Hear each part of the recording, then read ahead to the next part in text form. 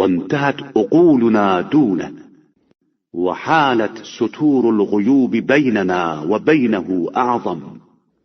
فمن فرغ قلبه وأعمل فكره ليعلم كيف أقمت عرشك وكيف ذرأت خلقك. اور جس کے قریب جا کر ہماری عقل ٹھہر گئی ہے اور جہاں غیب کے پردے حائل ہو گئے ہیں وہ اس سے کہیں زیادہ عظیم تر ہے، لہذا جو اپنے دل کو فارغ کر لے اور اپنی فکر کو استعمال کرے تاکہ یہ دریافت کر سکے کہ تو نے اپنے عرش کو کس طرح قائم کیا ہے، اپنی مخلوقات کو کس طرح ایجاد کیا ہے، وكيف علقت في الهواء سماواتك وكيف مددت على مور الماء أرضك. رجع طرفه حسيرا وعقله مبهورا وسمعه والها وفكره حائرا.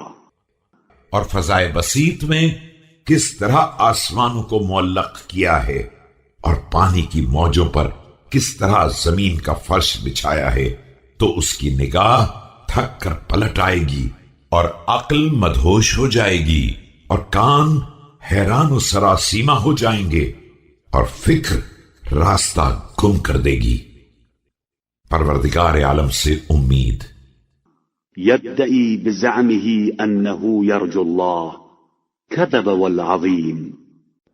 ما باله لا يتبين رجاؤه في عمله، فكل من رجا عرف رجاؤه في عمله، وكل رجاء إلا رجاء الله تعالى فإنه مدخول.